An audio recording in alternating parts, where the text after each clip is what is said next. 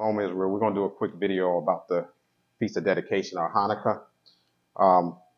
Feast of Dedication was dealing with when Alexander the Greek was in rule and he caused Israel, he took over Israel and destroyed the temple. And you had people like the MACCABEES that came in and fought against them to try to get the temple back or to get the temple back. And so this is kind of going through that history is what we're going to go through, but we're going to start with John 10 and verse 19 in the New Testament, just to show you that it's in the New Testament, but you don't, how to keep the Feast of Dedication is not in the New Testament. So you have to know how do you know how to keep the Feast of Dedication? You got to go to the Apocrypha to find that information. That shows you that the Apocrypha is a valid part of the Bible, where you get a lot of Christians and different people who don't really use the Apocrypha because they don't believe. They had Esau tell them that the Apocrypha is not part of the Bible, even though it was with the original 1611 King James Bible until they took it out. So go ahead and start with John 10, verse 19. John chapter 10, verse 19. There was a division therefore again among the Jews for these sayings. And many of them said, He hath a devil and is mad. Why hear ye him? So they were thinking this is Christ, or these are people of Israel trying to figure out if Christ was the Son of God or whether he was from the devil. Okay, go ahead. Verse 21. Others said, These are not the words of him that hath a devil. Can a devil open the eyes of the blind? Right. So you had another sect that's saying he can't be from the devil. How can he be doing these miracles if he's from the devil? Go ahead. Verse 22. And it was at Jerusalem, the Feast of Dedication, and it was winter. So the Feast of Dedication is in the winter, which we're in. Okay, when you count the days correct, Thursday started the Feast of Dedication is for 8 days, or Hanukkah for 8 days. Okay, go ahead. Verse 23. And Jesus walked in the temple in Solomon's porch. Right, and as we were saying that, it says it was in the winter, how do you know what day to do it? The only way you're going to know is to go in the Apocrypha where it gives you the date to start the Feast of Dedication. So if you didn't have the Apocrypha, you wouldn't know they were keeping it, but how would you know how to keep it if it wasn't for the Apocrypha to tell you that information? So that lets you know that the Apocrypha is valid, is part of the Bible as it was always, and that Esau took it out. Go ahead. Verse 24. Then came the Jews round about him and said unto him, How long dost thou make us to doubt? If thou be the Christ, tell us plainly. So they wanted him to just tell us plainly that if you Christ. If you be the Christ, the Son of God, just let us know. Stop talking in code. Stop talking in parables. We just want to know, are you saying you the Christ? Go ahead. Verse 25. Jesus answered them, I told you, and ye believe not. The works that I do in my Father's name, they bear witness of me. He said that the works I do bear a witness. In other words, you should see what I'm doing and know that you should be able to know that I'm from God. I mean, you should know that me and my Father are one. Just by looking at me and seeing what I'm doing, that it came from God, from prophecies. So I don't need to talk to you plainly. It's common sense. I mean, really. Go ahead. Verse 26. But ye believe not, because ye are not of my sheep, as I said unto you. Right. He said, but you are not of my sheep. These are Israelites. He said, but you are not of my sheep. So all Israel is not of Christ's sheep. There are Israel that's not going to keep the laws. There are Israelites that's going to break laws. That's not going to be. Some going to get in and they're going to get out. All Israel, that's why I said all Israel is not Israel. Because all of Israel is not going to keep the laws. Some are going to keep it for a period of time, then they're going to leave because they were never Christ's sheep. Go ahead. Verse 27. My sheep hear my voice, and I know them, and they follow me. He said his sheep know his voice and they follow him. When you hear the voice, you start keeping the laws and you don't break it. Go ahead. Verse 28. I give unto them eternal life, and they shall never perish, neither shall any man pluck them out of my hand. He said no man shall pluck them out. So when you hear his voice and you belong and you are called by him, there's no way for you to leave Israel. If you leave, you were never part of it. You were never, because it says no man can pluck them out of my hand. No one can pluck you out of Christ's hand if you belong to him. You hear his voice, you start keeping the laws, not when I feel like it. You'll be keeping his laws. Go ahead. Verse 29. My Father, which gave them me, is greater than all, and no man is able to pluck them out of my Father's hand. I and my Father are one. I and my Father are one. Like it says, me and my Father are one. Christians think that believe that means that Christ and God are the same person, the Trinity. He's saying, I and my Father are one, meaning we on one accord. We're one. To see my Father is to see me. If you knew God, when you saw me, you would have known my Father because we are one. It's like your child. Hey, somebody say your son that's a splitting image of you. He looked just like you. He walked like you. You and your son are one. Does that mean my son and me are the same person? No. It's just saying we're on one accord. Christ did nothing unless his Father told him to do it. So when you see me, you see my Father, because me and my Father are one. That's what it's saying. It's not saying that the Father and God, Christ and God are one person, that they're the same person like Christians say, that they're not different. Go ahead. Verse 31. Then the Jews took up stones again to stone him. So the Jews took up stones because they said that was blasphemy. You saying you God, and it goes further. But let's go ahead and go on over to First Maccabees. First Maccabees, chapter 1, verse 1. And it happened, after that Alexander, son of Philip, the Macedonian, who came out of the land of Chittim, had smitten Darius, the king of the Persians and Medes, that he reigned in his stead, the first over Greece. So Alexander, this Alexander, son of Philip, this is Alexander the Greek. This is the one that all Edomites love to talk about when they're dealing with their history. So they normally start their history with Alexander the Greek, because Alexander the Greek is the one that took over all the nations. See, before then they were nothing. But once Alexander the Greek came into power, that's when all the nations started falling to the Greeks. And so that's why they always want to talk about Alexander the Greek. They don't tell you about when they're in the Caucasus Mountains and stuff like that. They just tell you about, in social studies or in school, they're going to teach you about Alexander the Greek. All the black kids, all the kids, they teach you about Alexander the Greek, and they want you to know about their history. Hey, this is us, Alexander the Greek. See how bad we were. You see, we took down all the nations. And that's another reason why they don't want you to read this book, because they don't want you to know their history. They don't want you to know that they killed all the nations. They're killing thousands and thousands of people to rule the world. They don't want you to know that. So they say, hey, that book right there, that book is not part of the Bible. Take that out, because they don't know too much about who we really are. They'll know we the devil the Bible speak of. Go ahead. Where we at? Verse 2. And made many wars and won many strongholds and slew the kings of the earth. Slew the kings of the earth. Go ahead. And went through to the ends of the earth and took spoils of many nations. See, it said went to the ends of the earth and took spoils of many nations. Go ahead. And so much that the earth was quiet before him. It was so much killing that the earth was quiet. There was no one was fighting, because they ruled everything. Go ahead. Whereupon he exalted, and his heart was lifted up. So he became real proud and boastful because they had conquered everybody. Go ahead. Verse 4. And he gathered a mighty strong host, and ruled over countries and nations and kings, who became tributaries unto him. They all paid Greece, because he became power over them. Like we pay America taxes. They paid him. Go ahead. Verse 5. And after these things he fell sick, and perceived that he should die. Wherefore he called his servants, such as were honorable, and had been brought up with him from his youth, and parted his kingdom among them, while he was yet alive. So Alexander reigned 12 years, and then died. So Alexander Greek reigned 12 years. He died. He gave the kingdoms and everything over to the people that was entrusted in him, that was raised up from a youth with. Go ahead. Verse 8. And his servants bare rule, every one in his place. And after his death, they all put crowns upon themselves. So did their sons after them many years, and evils were multiplied in the earth. It said evils were multiplied. They already were bad, but when they took power, the ones he put in rule, and that's where you get a lot of the crowns, like in Europe and stuff like that. All that is these who's ruling over. Elizabeth and all of them. All that's dealing with when Alexander given power, and they all put crowns, and now they run the nations, the Edomite nations that's out here. Go ahead. Verse 10.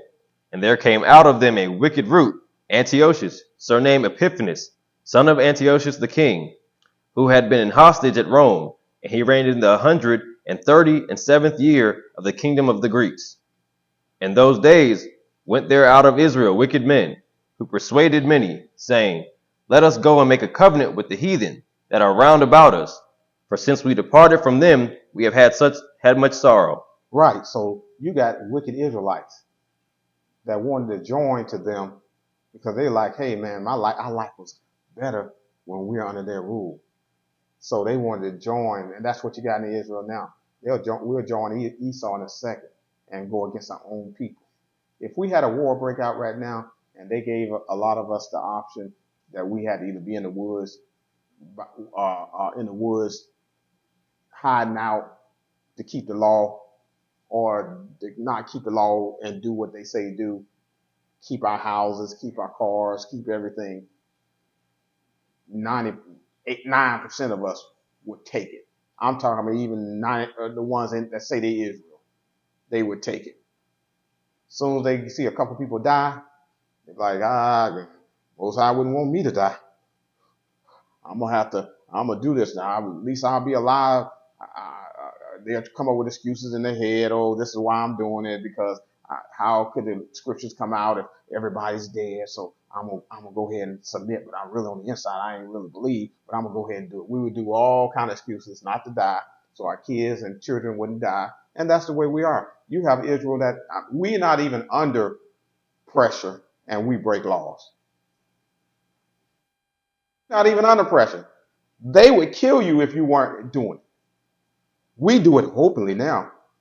Break Sabbaths, don't do feast days, don't do Feast of Tabernacles, don't wear a beard, don't wear fringes. Sometimes wear fringes, sometimes not wear fringes. We do it willingly without a gun to our head.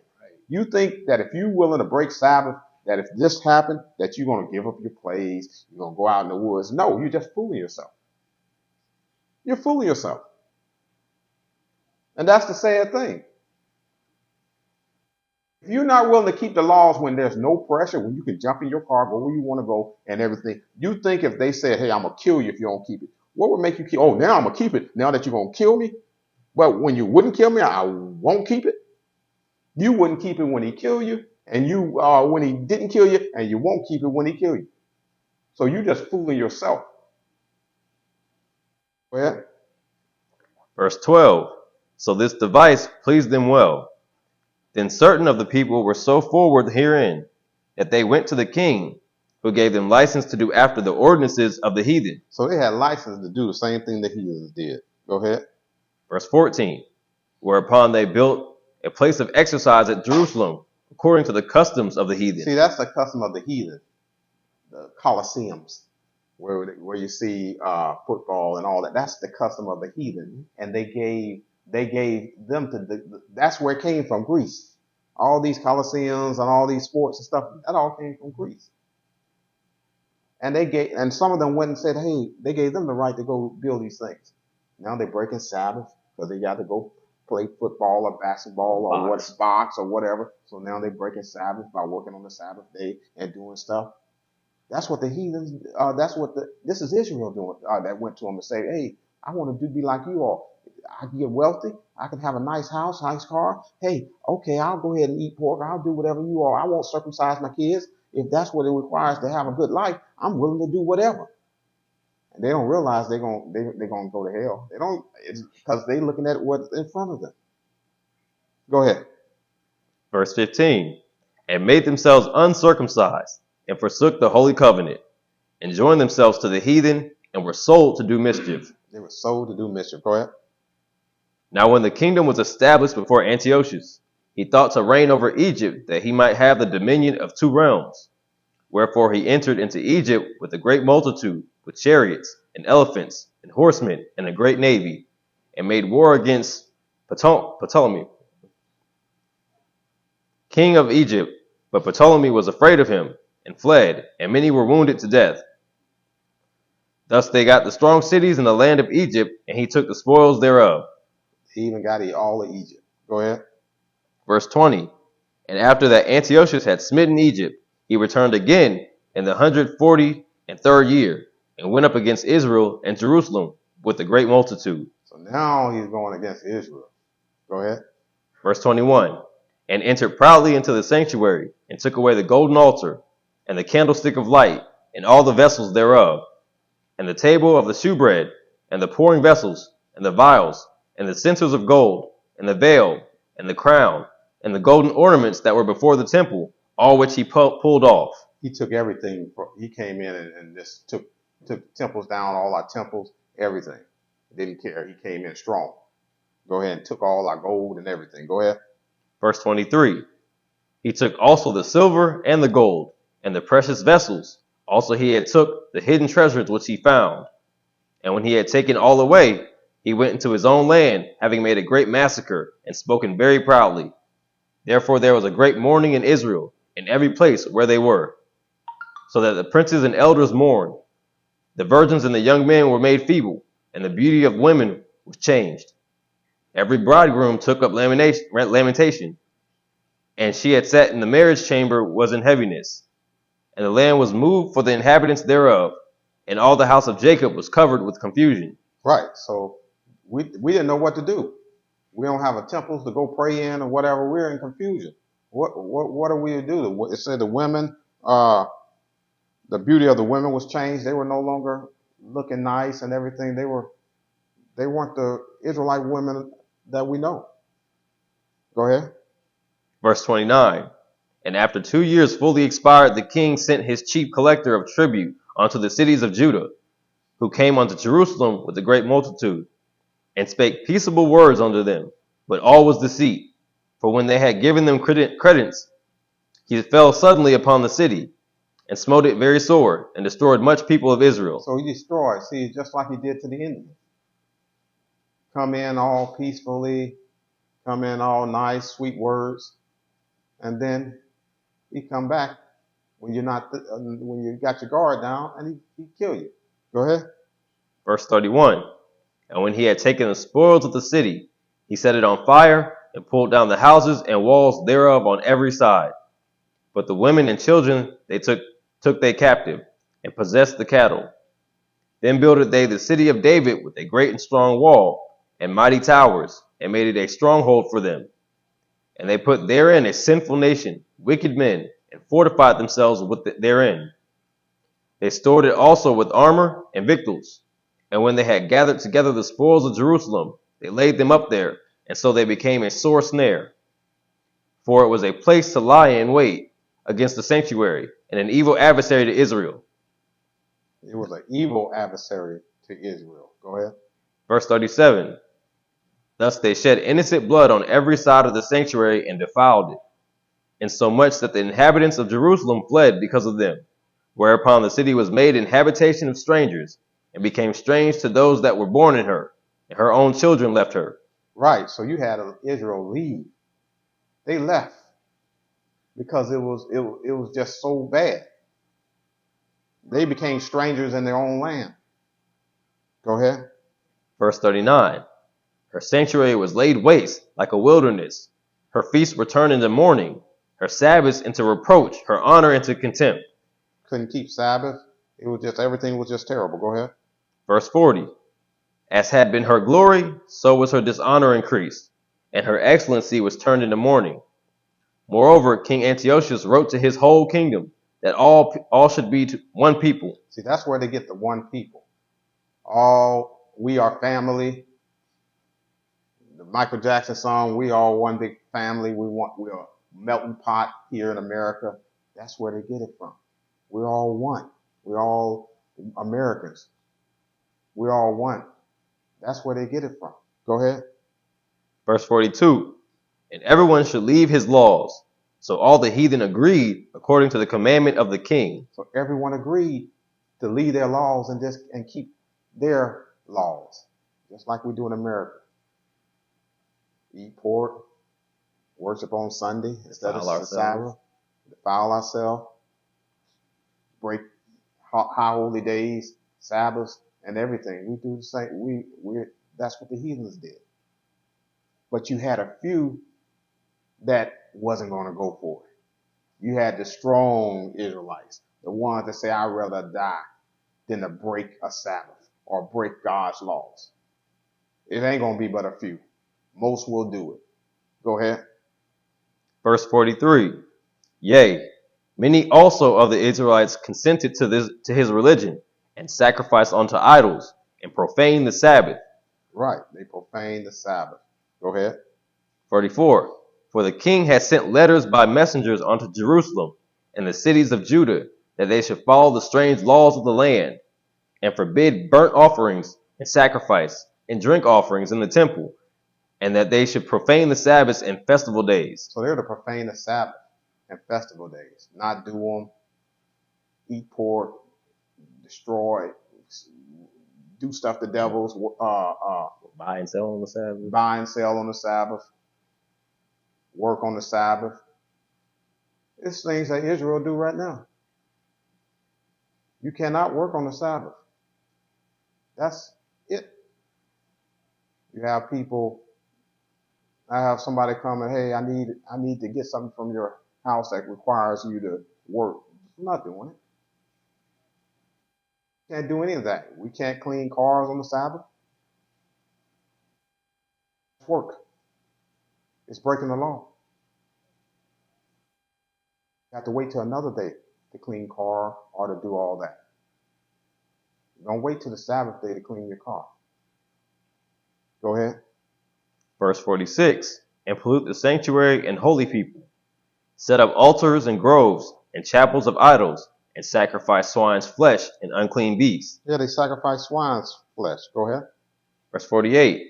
That they should also leave their children uncircumcised, and make their souls abominable with all manner of uncleanness and profanation. Yeah, so they will leave their children uncircumcised. And what does it say? That's abominable.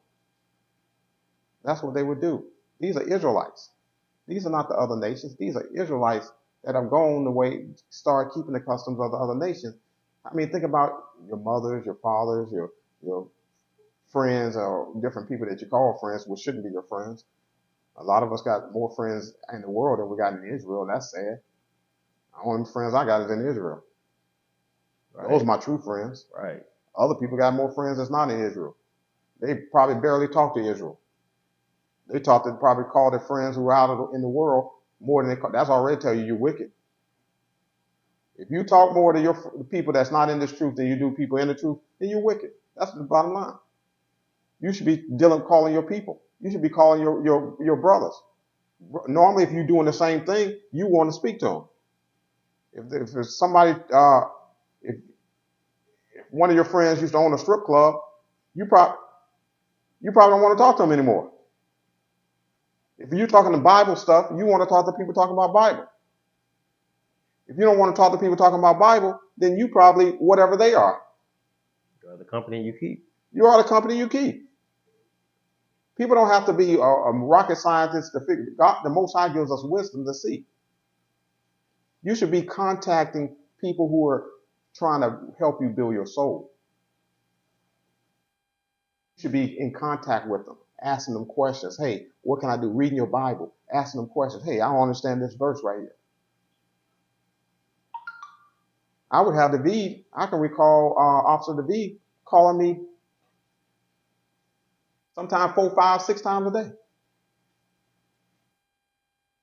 Sometimes I can recall being on the phone with his questions 4, 5, 6 hours straight. Let me say it again, 6 hours straight. Not once a week, just about every day when he was in. You got Israelites don't call you once a year.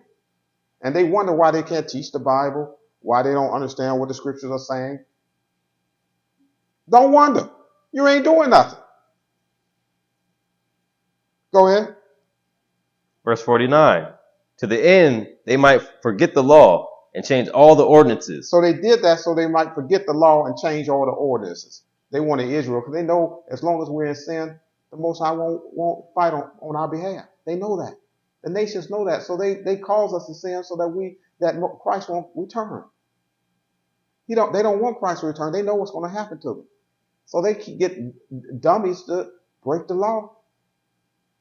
That way it'll take longer for Christ to return.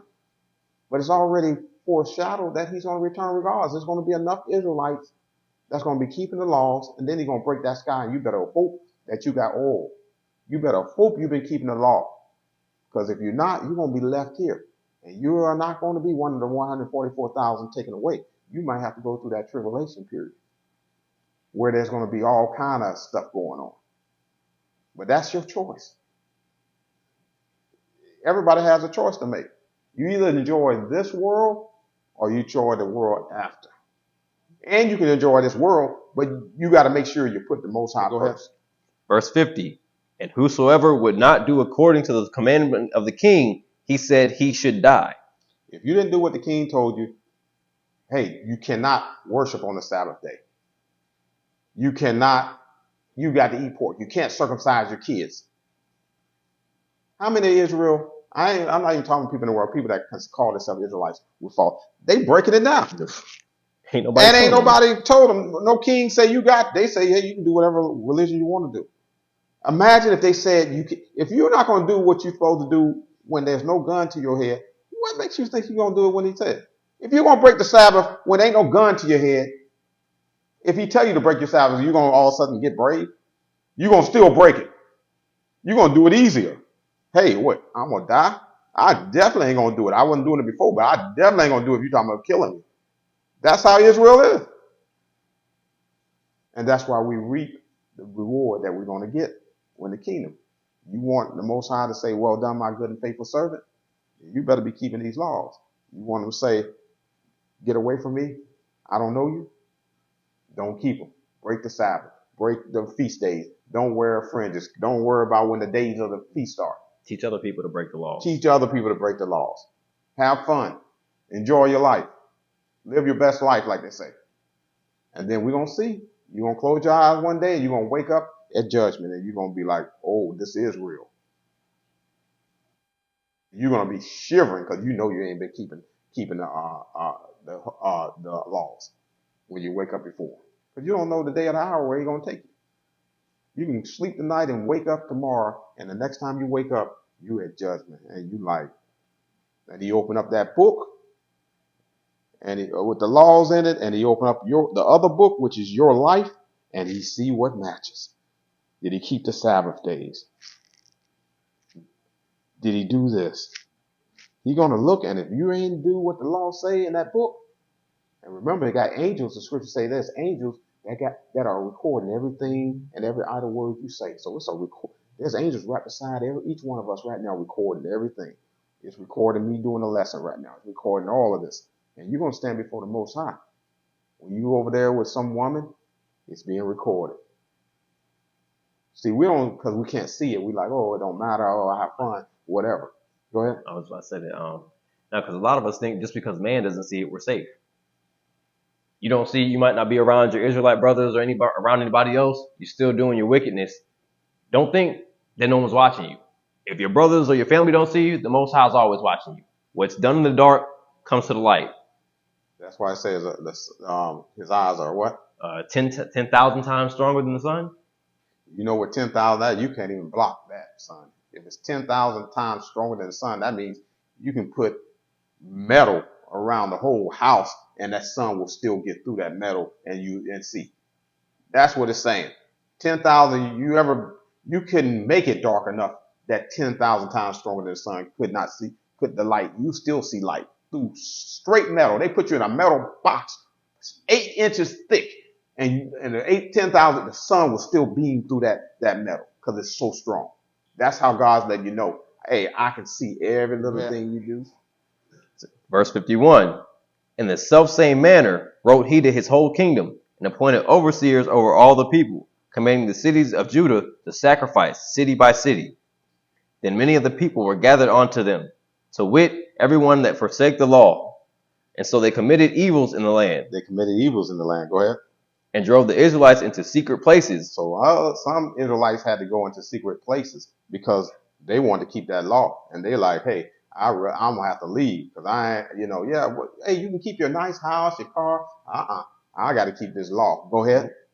Even wheresoever they could flee to succor. Now the 15th day of the month Caslu, in the 145th year, they set up the abomination of desolation upon the altar, and builded idol altars throughout the cities of Judah on every side. So they had altars of the abomination of desolation upon the altar. They had poured everything in the temples. Okay, these are Israelites. Okay, and it said, go ahead. Verse 55, and burnt incense at the doors of their houses and in the streets. And when they had rent in pieces the books of the law which they found, they burnt them with fire. So they burn all the Bibles. Remember when we went on the lesson about Esdras having to rewrite the Bible? See, they burnt all the Bibles. This is all because of the Greeks and them. And Israel wanting to follow the way and open up coliseums and be like the other nations and have fun. Go out to the car show on the Sabbath day. Go do this on the Sabbath day. They're like, hey, this is fun. Yeah. I want to sleep. I'm tired. You got 6 days to sleep. The Sabbath day, the Most High say, is mine. You don't sleep on the Sabbath day. You go to Sabbath and you holy convocate. That's the answer, period. I don't care if you worked 23 hours that day. You go to the Sabbath on that 1 hour you got. Sleep afterwards. Right. Because we sure can go work for 23 hours. And be perfectly fine. Then all of a sudden we pick God time to not be able to show. Be tired. Yeah, to be tired and to be where we can't show up. Doing God's time, the one who created you and gave you life and can kill you on that road right now. But we just don't believe. We don't think God will kill us. We think God is this imaginary thing. Because if you really believe that God could kill you, you wouldn't break no laws. Because you'd be like, oh, God, what's going to happen? Right. That's the way I am. I walk in a room, I stump my toe. The scriptures say you're not supposed to stump your toe. That you got angels that got charge over you. Now you dash your foot upon the stone. I like, whoa, what's going on? I got angels. How did I stump my toe? Am I in sin, God? What did I do?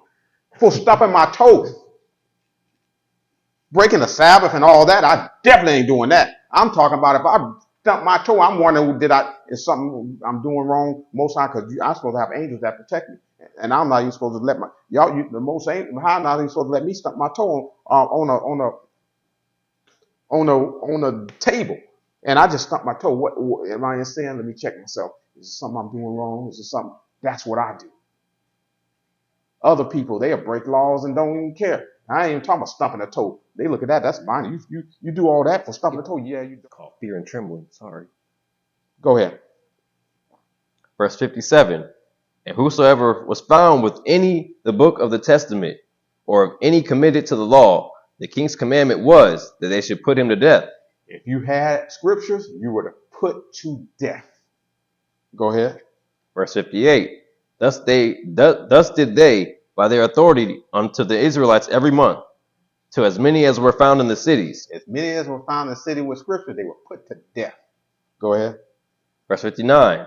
Now the 25th day of the month they did sacrifice upon the idol altar, which was upon the altar of God, at which time, according to the commandment, they put to death certain women that had caused their children to be circumcised. Yep. You had women who were circumcising their kids anyway, and they put those women to death when they found out. They put those to death, the women that circumcised their kids to keep the law. There's a lot of us that we would just don't circumcise them. I mean, I just look and I see people breaking laws so easy. I know that they would follow them. Right. It's not I don't even have to wonder. They would follow the laws of the land. They would not be willing to not circumcise the kid or circumcise the kid. They wouldn't be willing to do that because they break little easy laws right now. Passover. Different law. They don't even know when they are. They don't even call, hey, when the next feast day? I want to make sure I'm there. I can't be breaking no laws. I might die tomorrow. That's not their thoughts. Nope.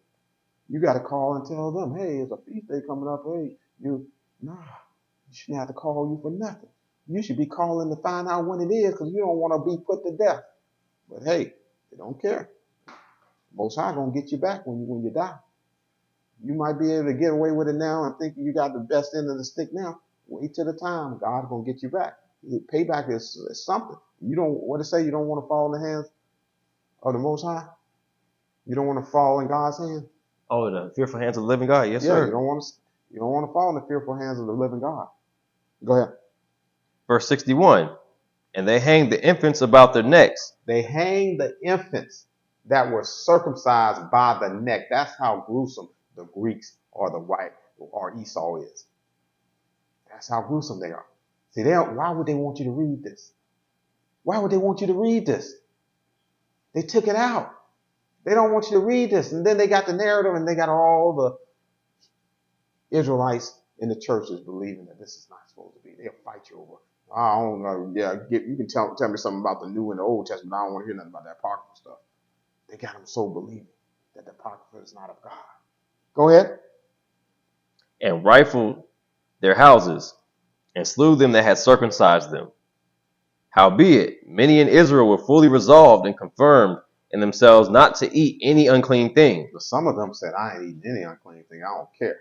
Go ahead. Wherefore the rather to die, that they might not be defiled with meats, and that they might not profane the holy covenant. So then they died. And there was very great wrath upon Israel. There was great wrath upon Israel because of us doing that. Go ahead. First Maccabees chapter 2 and verse 1. In those days arose Mattathias, the son of John, the son of Simeon, a priest of the sons of Jorib, from Jerusalem, and dwelt in Modin. And he had 5 sons, Jonan, called Cadis, Simon, called Thassus, Judas, who was called Maccabees, Eleazar, called Avaron, and Jonathan, whose surname was Aphus. And when he had saw the blasphemies that were committed in Judah and Jerusalem, he said, Woe is me! Wherefore I was born to see the misery of my people and of the holy city, and to dwell there, when it was delivered into the hand of the enemy, and the sanctuary into the hand of strangers? Right. So he saw this happening, and he said, Woe is me. He said he was born to see this misery. Go ahead. Verse 8. Her temple is become as a man without glory.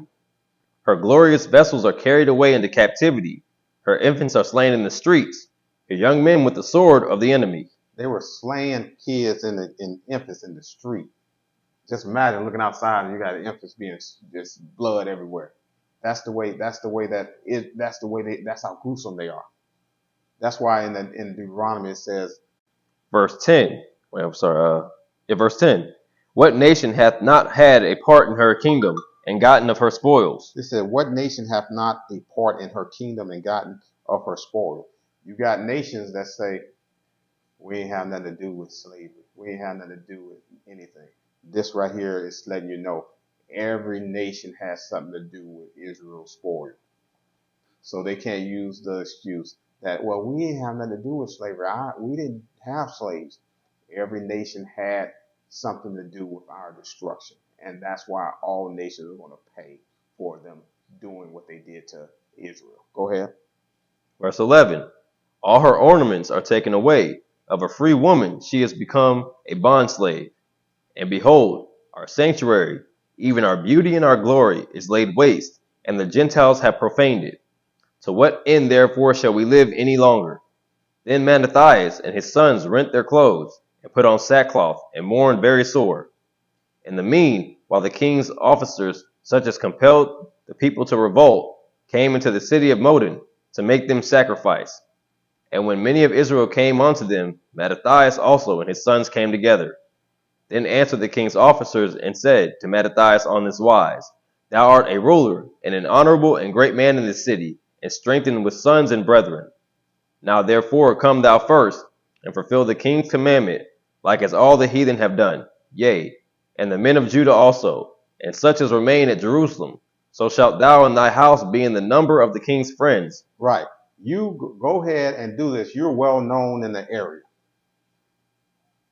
Go ahead and do what the king has commanded all the Gentiles and even Judah and some of the Israelites have done it. I want you and your people that you kind of rule over to do it also. Go ahead. And thou and thy children shall be honored with silver and gold and many rewards. We're going to give you money. We're going to give you wealth. You know how many Israelites were just, hey, I'll give you $10 million if you just turn against your people. Hey, it's all about me. You know that because you see so many Israelites. Let me say this, and I'm going to be bold when I say it. If you are not building Israel, if you're staying at home and all you care about is your wife, your kids, and that's all you care about, and you don't care about no one else, and going out there building Israel, this right here, you're not Mattathite, or you're not Judas, or you're not none of the Israelites that were fighting. You wouldn't be. You were one of the heathen that would take this gold. Right. Because all you care about is yourself and your family. That's all you care about. But also within Israel, you got a lot of Israelites that you meet and they only teach their own family. They say, I don't get into camps. I don't get into that. I just worry about, my family. I do the Sabbath with my wife and I teach her the Bible. In other words, I don't care about nobody else but my family. You got a lot of them. I ain't even talking about entertainers that don't know they're Israel or whatever. I'm talking about in Israel. I talk to people. They're like, yeah, I just deal really with my wife and my kids, and that's all I really teach. I teach them and everything. I don't really want to, I'll be part of nothing or whatever. They're selfish. All they care about is their self. And the Most High ain't dealing with them. Your purpose is to build up the tents of Judah, the tents of Israel. How can you do it if you're by yourself and all you're doing is teaching your family and you don't care about nobody else? All you want to do is as long as I keep the commandments, I got some fringes on, I got a beard, I feel like, and my wife knowing they doing it, I'm good. What about all the people hurting out there that don't know they're Israel? What about all the people that can be going to hell because you don't choose to just worry about yourself? Also, think about you before you got in Israel. You were in their place. If someone didn't teach you or reach out to you, how did you get in Israel? It's called reach one, teach one for a reason. If you got in, you need to return the favor to somebody else who needs help because you were in their position at one point. And the famous word, well, when I go out, I'll mention, if I see somebody, I'll tell them, like, that's nothing. That's nothing. If I go out and I happen to be at the store and somebody asks me about my fringes, I'll tell them, hey, you Israel, and that's nothing. Are you teaching? Are you following up with them? Are you getting their phone number? Are you building them up? If all you doing is, hey, you Israel, you ain't doing nothing. Go ahead. Verse 19. Then Mattathias answered and spake with a loud voice, though all the nations that are under the king's dominion obey him, and fall away everyone from the religion of their fathers, and give consent to his commandments. Yet will I and my sons and my brethren walk in the covenant of our fathers. What did he say? He will walk what? Yet will I and my sons and my brethren walk in the covenant of our fathers. I don't care what everybody else is doing. They can break Sabbath. They can not go to feast days. They can not do Passover. They can not do Hanukkah. They can do whatever they want to. But as far as me and my house, we're going to serve the Lord. We're going to serve the Lord. That's what he said. Unto death, if that's what it requires. Go ahead. Verse 21, sorry. God forbid that we should forsake the law and the ordinances. We will not hearken to the king's words, to go from our religion, either on the right hand or the left. You ain't getting me to break anything. On the right side, left side, I don't care how little, how big the law is, you ain't getting me to break it. That's when you break Esau's laws or the laws of the land. Did a video on multiple wives. And the law of the land says you can't have multiple wives. You can't have multiple wives. But if there's a law in the scripture that say you must do this, that's when you break Esau's law. You break his law when it's against the Bible. There's no scripture that say you got to have multiple wives, which means you got to keep the law of the land as instructed, or you going against God, as the Bible say. That's how you know. Is there a law that say you can't do this? If it is, then you do what the Bible say unto death. But there's no law that say you got to do this. Then you follow the law of the land. There's no law in the scripture that say, if the light is red, you must go. There's no law, so you must follow the law of the land. Or if it's red, stop. And if the law in the Bible it says if anytime you see red you got to go, then I'm gonna go because the Bible say it. But the Bible doesn't say anything about if you see a red light, you got to go. So guess what I do? I stop at a red light. I follow the law of the land. You only go against the law of the land when it's against the scriptures. Otherwise, you follow the law of the land. It's very simple. It doesn't take a wise man to figure that out. Go ahead. Verse 23. Now when he had left speaking these words, there came one of the Jews in the sight of all to sacrifice on the altar which was at Modin, according to the king's commandment. Which thing when Mattathias had saw, he was inflamed with zeal, and his reins trembled. Neither could he forbear to shew his anger according to judgment. Wherefore he ran and slew him upon the altar. He slew one of the Jews on the altar that was following the king's command. It's like you seeing an Israelite breaking the law, and you just the anger and he say tremble. And that's kind of how I do sometimes. I just want to go over there and just choke you. You break a Sabbath day, I really want to choke you. I can't because the law of the land doesn't allow me. But if you were doing this time, I would have stabbed you because I know what you are doing to Israel. But I'm just making a point that a lot of things we see, if you're keeping the laws and you really love the Most High, you'll be just like him. You will be wanting to hurt somebody when you see him breaking the laws. Mm-hmm. Especially, now he did it, he didn't have no sympathy. He didn't say, well, I should have some sympathy, that the king and they're going to kill everybody, so I shouldn't be that angry. He didn't care about none of that. He said the scriptures say you can't profane the Sabbath day. And you're doing it. I don't care nothing about no king. It made him so angry he went in there and killed him. You ain't worth living. You want to break the law. Go ahead. Also, verse 25, also the king's commissioner who compelled men to sacrifice, he killed at that time, and the altar he pulled down. He pulled down the altar. He even killed the commissioner. He killed the Israelite that's breaking the law, and he killed the commissioner who was in charge of telling them what to do. He killed both of them. He was so angry. We got weak men today. We got weak men. It don't take very much to get the men today to break the law. Oh. They literally don't take nothing. Just, I don't want to do it. And you ain't going to make me. That's all it requires. It don't require nothing. It don't require no gun at the head. It's just, hey, I don't feel like keeping the law today. So I'm just not going to be here. Right? And it's bad that we have to think like that. Maybe the Most High shouldn't wake you up in the morning. It's as simple as that. The Most High chooses to wake you up and you still want to break his laws.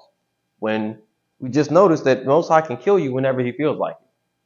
Today could be your last day. You don't wake up in the morning and you're breaking laws, you're going to get judged. Simple. Go ahead. But he gives us grace. Some people has been riding that grace for a long time. They've been riding that race too long. And it's going to come the time when the gavel's going to come down and that grace is going to end. And he's going to say, I've given you enough time to get yourself together. You've known you were in Israel for a year, 2 years, 5 years. How long do you need to know to start keeping these laws? Right. No, tired of hearing that I'm going to get it right in another 6 months. You get it right now. What's the problem? You can't put fringes on now? What's so hard? It's hard to put a beard on now? It's hard to come to Sabbath every Sabbath? Is it that hard? You get your foot, you get in the car, and you press the gas. That's how you do it. Is that hard? Same way you go to work. Same way you go to the grocery store. You choose not to. And if he choose not to let you in the kingdom, then all you can say is, hey, I understand why I'm burning. Go ahead. Verse 26. Thus dealt he zealously for the law of God, like as Phinehas did unto Zambri, the son of Salom. And Mattathias cried throughout the city with a loud voice, saying, Whosoever is zealous of the law and maintaineth the covenant let him follow me. Let them follow me. Hey, everybody that want to keep these laws, come follow me. We ain't gonna do what they do. Follow me. Go ahead. Verse 28. So he and his sons fled into the mountains and left all that ever they had in the city. Left everything. He was well known, so he had probably land. He had car, or not car, but he had horses and riches and stuff. He left all that for the law. How many gonna do that? They ain't gonna leave it, Nope. and they ain't got nothing. How many gonna leave all that to go out in the mountains because I got to keep this law? They just put a decree that we can't keep no laws. I'm out of here. I'll just live in the woods, but I'm gonna keep my laws. Right. Go ahead. Verse 29. Then many that sought after justice and judgment went down into the wilderness to dwell there, both they and their children and their wives and their cattle, because afflictions increased sore upon them. Now when it was told the king's servants and the host that was at Jerusalem and the city of David that certain men who had broken the king's commandment were gone down into secret places in the wilderness, they pursued after them a great number, and having outtaken them, they camped against them and made war against them on the Sabbath day. See, they did on the Sabbath day because they know the Sabbath day is day of rest, and we don't do any type of fighting or nothing, so they can't even go ahead. Verse 33. And they said unto them, let that which ye have done hitherto suffice. Come forth and do according to the commandment of the king, and ye shall live. But they said, we will not come forth, neither will we do the king's commandment to profane the Sabbath day. So then they gave them the battle with all speed. Howbeit they answered them not, neither cast they a stone at them, nor stopped the places where they lay hid, but said, let us die in our innocency. Heaven and earth will testify for us, that ye put us to death wrongfully. They said they ain't even fighting. You just kill us. But heaven and earth, it'll testify on our behalf for us. We don't even have to say a word. Just go ahead and kill us. The Most High gonna deal with you. Go ahead. Verse 38. So they rose up against them in battle on the Sabbath, and they slew them, with their wives and their children and their cattle, to the number of 1,000 people. Now when Mattathias and his friends understood hereof, they mourned for them right sore. And one of them said to another, if we all do as our brethren have done, and fight not for our lives in the laws against the heathen, they will now quickly root us out of the earth. At that time, therefore they decreed, saying, whosoever shall come to make battle with us on the Sabbath day, we will fight against him, neither will we die all, as our brethren that were murdered in the secret places. So that's when the decree came down that, hey, on the Sabbath day, if it come to fight, we're going to fight. No more just letting them kill us. And that changed everything. Oh, no, yeah, it's a day of rest. But we ain't going to let nobody come in and just kill us. That right there happened. There's a decree now that if anybody come to fight us on the Sabbath day, we're going to fight. Go ahead. Verse 42. Then came there unto him a company of Assyrians, who were mighty men of Israel, even all as such as were voluntarily devoted unto the law. Also all they that fled from persecution joined themselves unto them, and were a stay unto them. So they joined their forces, and smote sinful men in their anger, and wicked men in their wrath. But the rest fled to the heathen for succor. Then Mattathias and his friends went round about, and pulled down the altars. And whatsoever they found within the coast of Israel uncircumcised, those they circumcised valiantly. They started circumcising everyone. Violently. They started circumcising everyone. Keeping the law. Go ahead. Verse 47. They pursued after the proud men, and the work prospered in their hand. So they recovered the law out of the hand of the Gentiles, and out of the hand of kings, neither suffered they the sinner to triumph. Now when the time drew near that Mattathias should die, he said unto his sons, now hath pride and rebuke gotten strength, and in the time of destruction, in the wrath of indignation. Now therefore, my sons, be ye zealous for the law. Be what? Be thee zealous for the law. And give your lives for the covenant of your fathers. And give what? Give your lives for the covenant of your fathers. We have to be willing to give our life for the covenant of our forefathers. Someone come and say, hey, you can't keep the Sabbath day no more. You got to be willing to give your life. Don't just lay, hey, I ain't keeping it anyway, so hey, hey, sure. You might as well say that if you ain't keeping it anyway. Right. I might as well keep your life. If you're not keeping it, you need to start keeping it. Today. Like your forefathers did, like Mattathias and them did. They didn't play. They weren't like the weak Israelites that didn't keep the law. Go ahead. Verse 51. Call to remembrance what acts our fathers did in their time. So shall ye receive great honor and an everlasting name. Was not Abraham found faithful in temptation? And it was imputed unto him for righteousness. Joseph in the time of his distress kept the commandment and was made Lord of Egypt. Phinehas our father, and being zealous and fervent, obtained the covenant of an everlasting priesthood. Jesus, for fulfilling the word, was made a judge in Israel. Caleb, for bearing witness before the congregation, received the heritage of the land. David, for being merciful, possessed the throne of an everlasting kingdom. Elias, for being zealous and fervent, for the law was taken up into heaven. Ananias, Azarias, and Misael, by believing, were saved out of the flame. Daniel, for his innocency, was delivered from the mouth of the lions. And thus consider ye throughout all ages that none that put their trust in him shall be overcome. None that trust in the Most High shall be overcome. It doesn't matter if they kill you. God will, you're gonna get your reward from the Most High. That's the key. Don't worry about what's happening now. Keep the law first, and then whatever else you do is okay. You want to have a nice car, you want to have this or that, that's fine, as long as you're keeping the law first. Right. Don't let those things keep you from keeping the law. Don't let women keep you from keeping the law. Don't let anything keep you from the law. Hanging out with friends that are doing wickedness. Do not let that keep you from doing the law. You stop anything that's keeping you from doing the law. You just keep that law. That's how it doesn't matter what it is. I make sure I handle Most High's business first, then I do whatever else that's fun. I feel bad if I was to do something first before the Most High's business. Right. I do the Most High's business.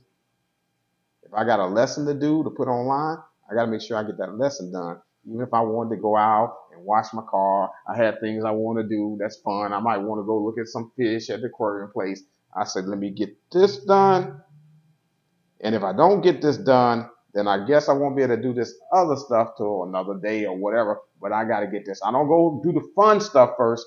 And if I got time, do the Most High stuff. I do Most High stuff first. And then if I got time, I do the fun stuff. If I don't have time, I guess I got to do the fun stuff on a different day. But that's not how a lot of Israelites. They do the fun stuff, and then they say, oh, I don't have time. I guess I'll read my Bible on another day. No, you read your Bible first. Then, if you got time to do the fun stuff, you do it. If you don't have time, I guess you do the fun stuff on a different day. But you don't do it especially on the Sabbath day. A lot of us just do whatever we want to do on the Sabbath day. Go ahead. Verse 62. Fear not then the words of a sinful man, for his glory shall be dung and worms. It says that a sinful man, that his glory shall be dung and worms. You're going to hell. Go ahead. Verse 63.